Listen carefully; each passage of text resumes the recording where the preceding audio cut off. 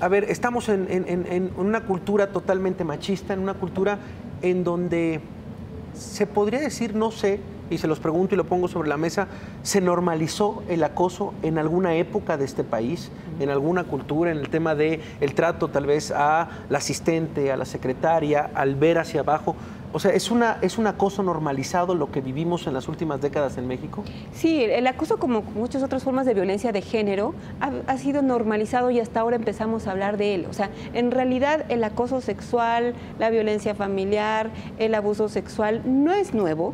Se ha empezado a visibilizar, se ha empezado a hacer más evidente, se ha empezado a denunciar, se ha empezado incluso a sancionar, y que eso es fundamental. Por ejemplo, a finales de los años 90, hasta apenas en el 97, empezamos a hablar de la violencia familiar. Las discusiones que se daban en el Congreso sobre la violencia familiar, decían los legisladores, no, pero ¿cómo vas a hablar de violación al interior de la familia? Hoy en día puedes hablar de que un cónyuge viole sexualmente a su pareja y está considerado un delito, ¿no? Pero se tuvo que hablar, legalizar y decir, y ahora ya más bien está normalizado el asunto de que eso se tiene que denunciar.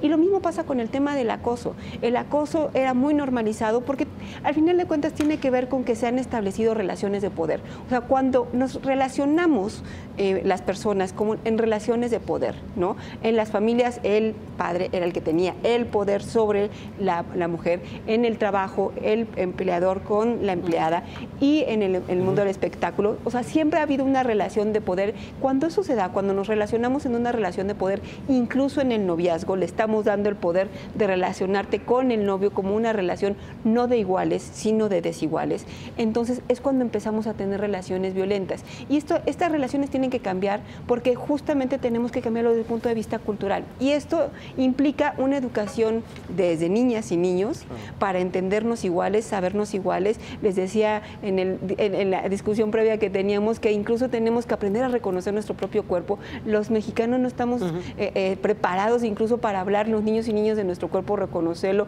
saber de nuestra sexualidad. Ha habido todo un movimiento para negarnos a hablar y educar a nuestros hijos sobre temas de sexualidad, y lo que estamos viviendo con respecto a estos temas pasa por toda esa cultura de no querer hablar del tema, de la cosita de cuídate, de tápate, de no enseñes, porque no te enseñan a reconocer tu cuerpo ni a saber qué es lo que significa la sexualidad. ¿Se abre una puerta en México, Mónica Garza, sobre este tema esta semana?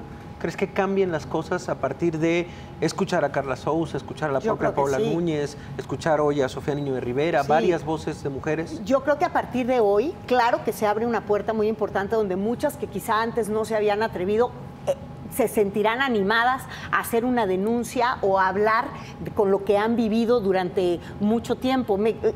Quisiera yo retomar algo de lo que acaba de decir Marta, porque efectivamente, más allá de que haya estado o que esté normalizada la violencia de los hombres hacia las mujeres en cualquiera de sus manifestaciones, también es un tema de deshonra. Hasta hace poco tiempo era deshonroso que yo pudiera aceptar, y más públicamente, que alguien se hubiera acercado a mí o que yo hubiera permitido que alguien se acercara a mí de esa manera. Antes, una violación en la familia te deshonró.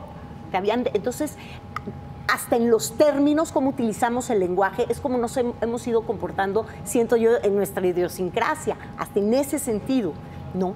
A ver, el comentario de la gente cuando sucede esto, de Radio Pasillo, de las reuniones familiares, es, pues sí, ¿no? Y viene todo. Imagínense en el espectáculo cómo es, imagínense en la política cómo es. Las universidades. O sea, ¿cuándo vamos? O sea, ese tema de imagínense, o de, claro que yo sé de un tema, yo sé por supuesto, a mí me han escuchado que, vaya, y parte, por supuesto, también de eso es porque durante muchos años creo que has hecho una carrera paralela de política, de periodista de política y de periodista de espectáculos. Entonces, y es otra moral y es otra cosa. O sea, es decir, está mucho más normalizado, digamos, en el espectáculo tener unas relaciones más cercanas, más llevadas, porque así son, de lo que tú puedes ver en la política o en el deporte o en la medicina, lo cual no significa que no exista. No sé, es en todos los ámbitos. Te preguntaría, Mauricio, lo dices, en Estados Unidos sucedió que señalaron.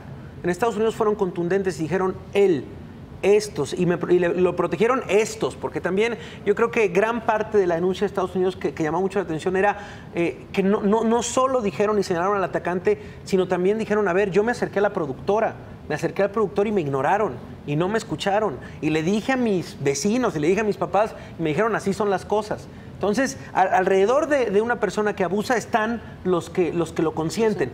Te preguntaría el tema de la justicia. En Estados Unidos se puede hablar de una justicia impecable. El proceso de justicia en México con nuestro sistema... completamente impune. Sí, yo te diría que la sanción más fuerte que sufrió Weinstein fue el tema económico. No puede ni siquiera vender la empresa. O sea, hubo un bloqueo económico a todo lo que significaba el señor Weinstein. Todo. O sea, si no fue a través de la justicia, fue a través de la otra justicia, que es la justicia del mercado. El señor Weinstein, también tenemos a Kevin Spacey, terminaron fuera de mercado, fuera del mercado laboral. Y aquí me quiero detener, porque estamos hablando de asunto, en el acoso de un asunto de poder. ¿Sí? La respuesta desmedida de Televisa hace que Gustavo Loza responda. Quien debe dudar de sus principios es Televisa. O sea, es un tema entre económico, porque también hablamos de una interrupción de una serie. Parece indicar que también hay una relación laboral quebrada entre Loza y Televisa. O sea, creo que lo que va a pasar es si los casos, que ojalá lleguen muchos, de denuncias, que ojalá fueran también con un protocolo. Lo que no tenemos es un protocolo. Se me preocupa es importante, sí. que una mujer... O igual y sí lo tenemos, senador. Ahorita le paso la palabra, pero no sabemos. ¿Tú te imaginas a una atleta de 14 años que fue abusada por su entrenador de gimnasia X, abriendo un micrófono con Javier Risco aquí a las 11:30 de la noche, 10:30 de la noche, viniendo a decirte, fulano tal abusó de mí durante tanto tiempo? Hijo, y si es así, creo que no iremos por un buen camino. No. Ese es el problema. Que en este mundo de lo que viene diciendo Javier Marías cada semana en El País, estamos también en la contraparte, lo políticamente correcto. Podemos caer en que se banalice, en que se caiga otra vez, vuelvo al tema, al escándalo público. Y ahí quede, en el juicio paralelo, donde tú terminas manchado o terminas siendo víctima pública de hacer una denuncia de cómo fueron.